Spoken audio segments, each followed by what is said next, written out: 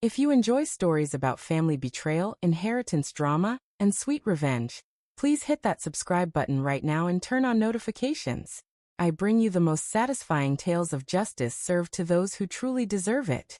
Your support helps this channel grow, and I promise to keep delivering the revenge content that will leave you stunned and satisfied. Now sit back and enjoy today's tale of greed, manipulation, and perfectly executed revenge. The bond between a grandmother and her grandchild is supposed to be sacred, built on unconditional love and cherished memories. For 28 years, I was blessed with exactly that kind of relationship with my grandmother Eleanor. My Nana, as I always called her. She was the woman who taught me to bake her famous apple pie, who listened without judgment when I had my first heartbreak, and who supported my dreams when others thought they were impractical. What I never expected was that this precious relationship would become the target of one of the most calculated betrayals I have ever experienced, or that it would lead to the most satisfying revenge of my life. My name is Janet, and this is the story of how my cousin Melissa nearly stole everything my grandmother had worked for her entire life, and how I made sure she faced the consequences of her actions in the most devastating way possible. Nana Eleanor was not just my grandmother. She was the matriarch of our family, a strong-willed woman who had built an impressive estate through decades of smart investments after my grandfather passed away young. Their modest insurance payout became the seed money for what eventually grew into significant wealth. 3 rental properties, a beautiful Victorian home in a historic district, and an investment portfolio that had weathered every economic downturn. Nana had always been transparent about her intentions. Her estate would be divided equally among her 4 grandchildren, myself, my brother Tyler, and our cousins Melissa and David. Family should never fight over money, she would say firmly whenever the topic arose. That is why everything will be divided equally, and that is final. This arrangement had never been a source of contention in our family. We all loved Nana and respected her wishes. Or so I thought. Everything changed when Nana had a minor stroke at 82. Though she recovered remarkably well, her doctor recommended she have someone stay with her rather than living alone. As the only unmarried grandchild without children, I offered to move in immediately, even though it would mean commuting an extra 30 minutes to my job as a high school English teacher. But before I could even pack a suitcase, Melissa had already installed herself in Nana's guest bedroom. It just makes more sense for me to be here, Melissa explained with a saccharine smile when I arrived the day after Nana came home from the hospital. I can work remotely, and you know how close Nana and I have always been. That last part was a stretch.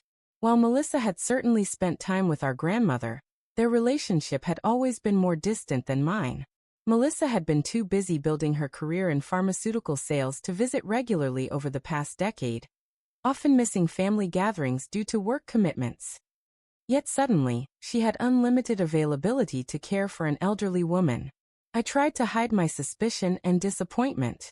Well, that's very kind of you. I could still come on weekends to give you a break, I offered.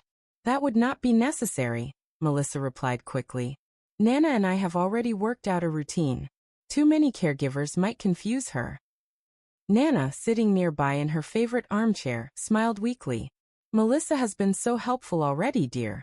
But you will still come visit regularly, will not you? Of course, Nana, I promised, kissing her cheek while giving Melissa a measured look. Something felt off, but I could not quite place what was bothering me. Over the next few weeks, I maintained my regular visits, bringing Nana's favorite treats and books. Each time I came, however, Melissa seemed to hover more, rarely leaving us alone together.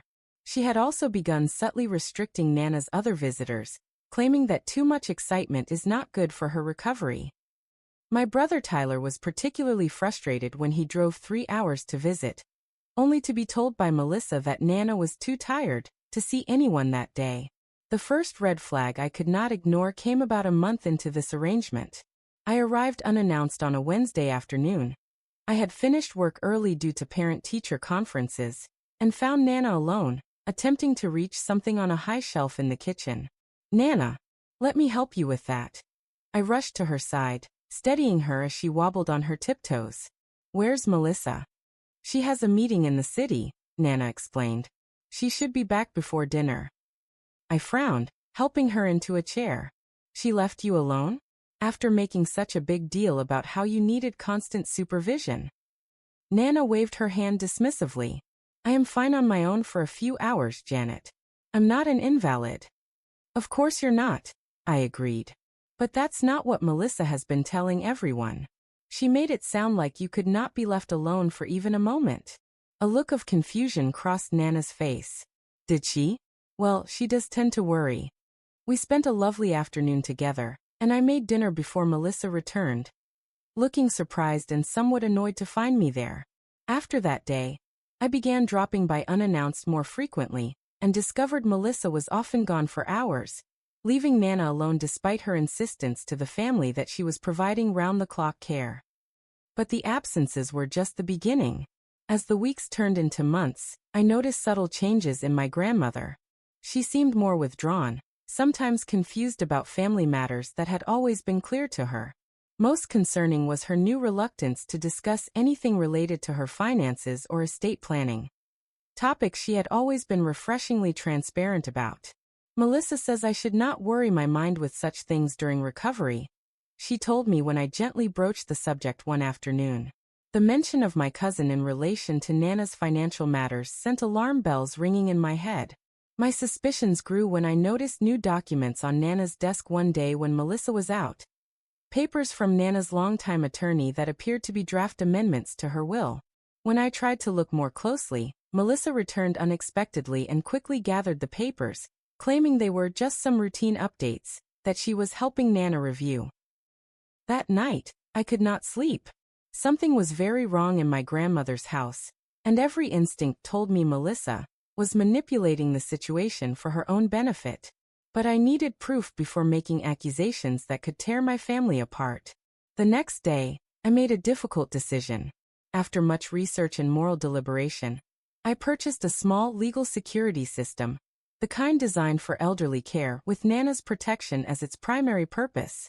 The system included discrete cameras for the main living areas, and a feature that would send alerts to my phone if it detected falls or distress sounds. I told myself this was about ensuring Nana's safety when Melissa was out during her mysterious meetings. But in my heart, I knew I was also looking for evidence of something more sinister. Installing the system required careful planning. I waited until Melissa announced she would be gone for a full day at a regional sales conference. With Tyler's help, we installed the cameras in Nana's living room, kitchen, and hallway, all common areas where there would be no expectation of privacy, but where most household conversations took place. We explained the system to Nana as a safety measure, and she readily agreed, even seeming relieved. "It would be nice to know someone could check on me when I am alone," she admitted, confirming my suspicions that Melissa's absences were more frequent than anyone realized.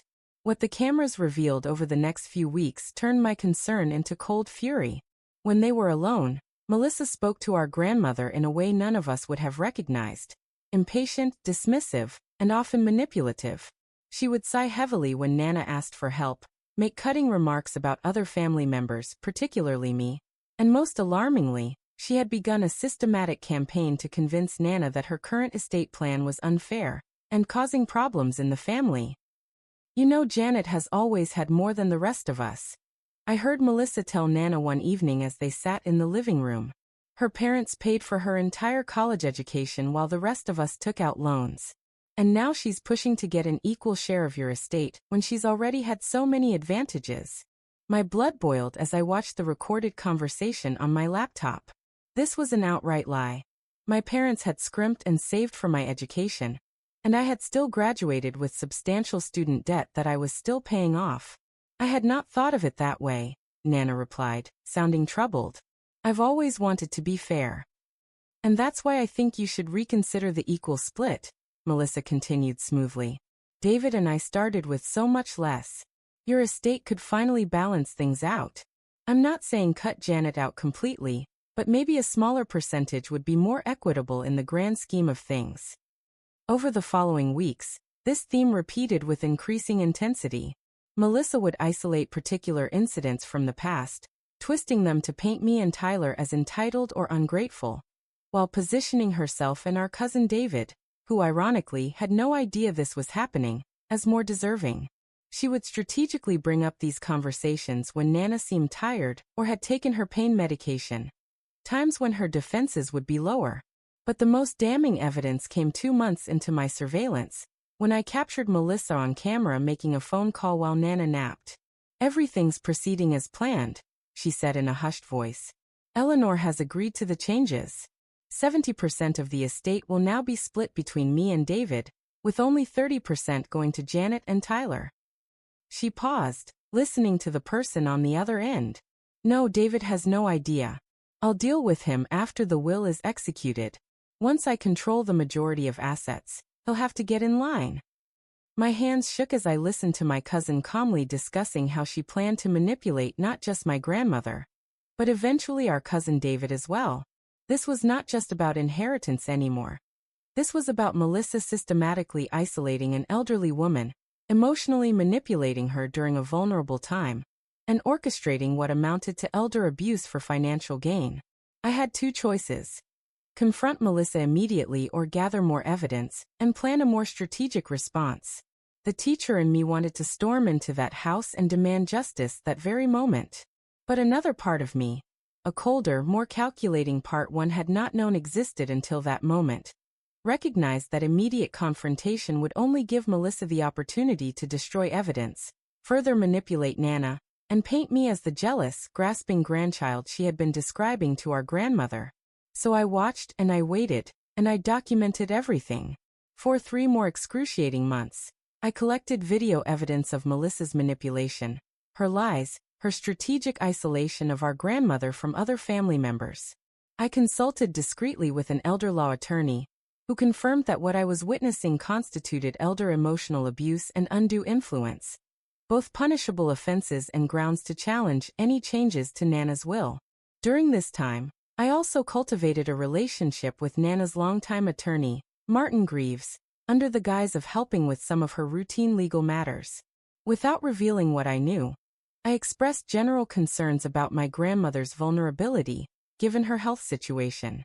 Martin was professional, but clearly attentive to my carefully worded concerns. "Rest assured, Ms. Mitchell," he said during one of our conversations, "I have known your grandmother for 30 years. Any significant changes to her estate planning would require thorough evaluation of her capacity and certainty that she was acting of her own free will." His words gave me some comfort, but I had seen how persuasive Melissa could be. She had already convinced Nana to schedule an appointment with Martin, which I knew from the security cameras. Would he see through her manipulation? Or would Melissa successfully choreograph a convincing performance of Nana, making these decisions independently? The situation reached a crisis point when Nana's health took a sudden turn for the worse.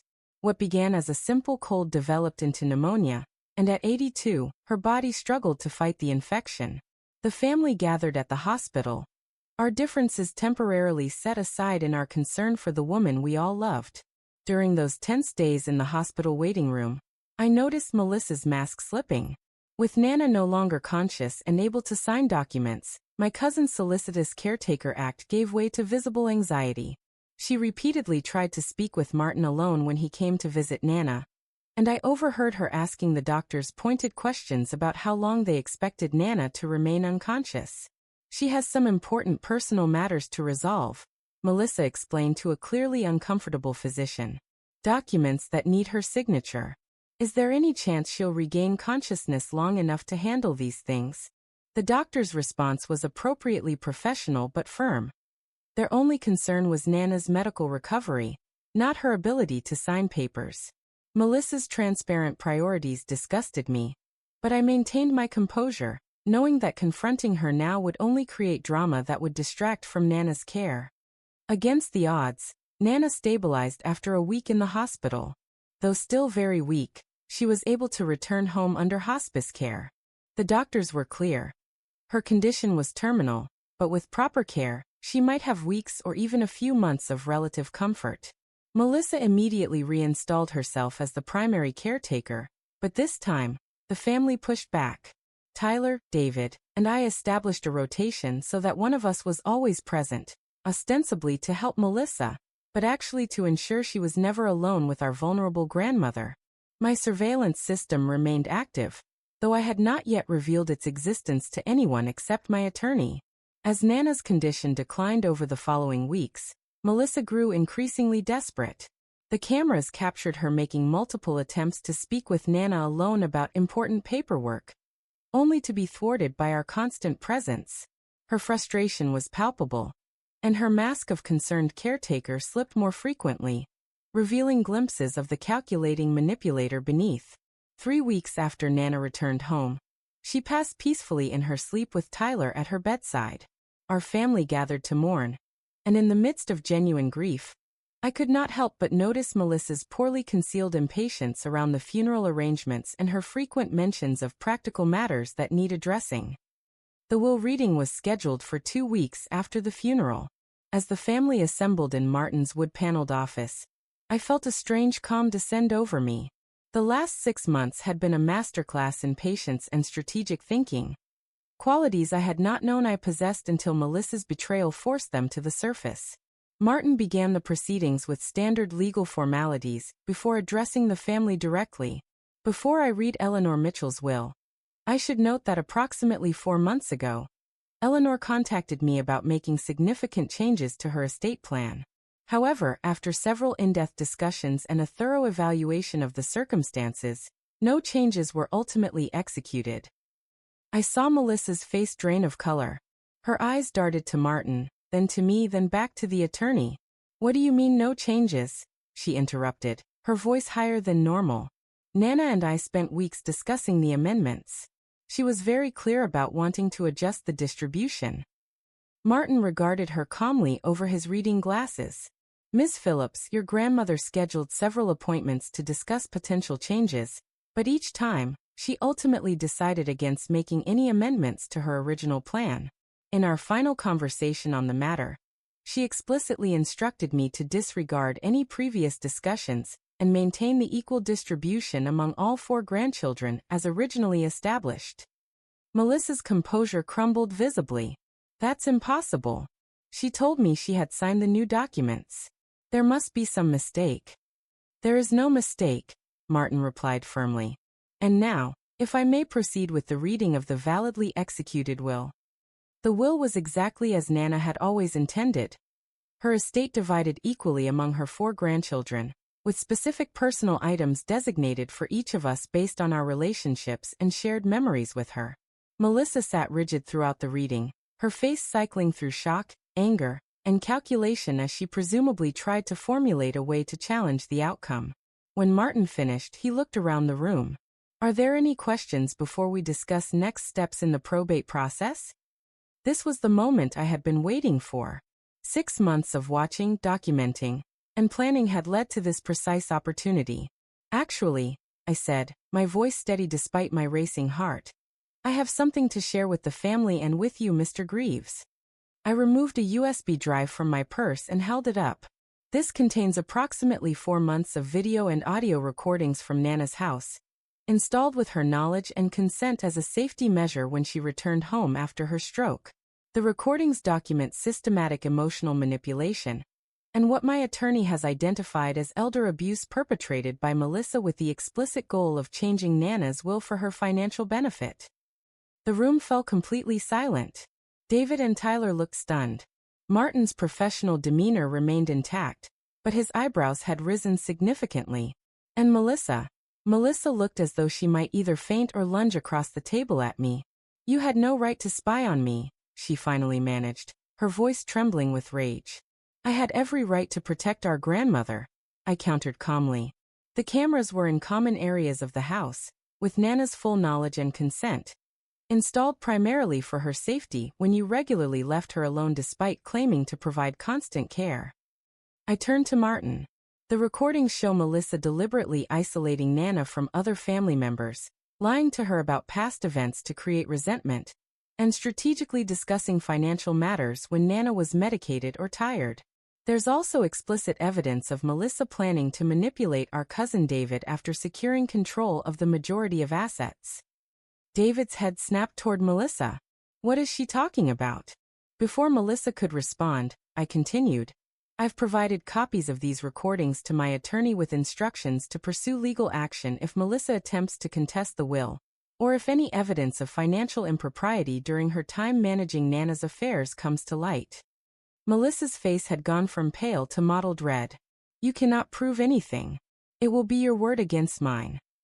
Actually, I said, pulling out my phone and placing it on the table, it will be your words against you. I pressed play on a recording I had queued up. The damning phone call where Melissa explicitly outlined her plan to secure 70% of the estate, and then deal with David later. As her own voice filled the room, Melissa seemed to physically shrink in her chair. David moved away from her, his expression horrified. Tyler placed a supportive hand on my shoulder. When the recording ended, Martin cleared his throat. Ms. Phillips, these are very serious allegations with apparently substantial evidence. I would strongly advise you to retain separate legal counsel immediately. This is not just about the inheritance, I added, looking directly at my cousin. This is about what you did to Nana in her final months.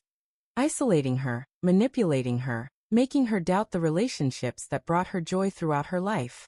You robbed her of peace in her final days, and for that, I will never forgive you. The aftermath was both swift and comprehensive.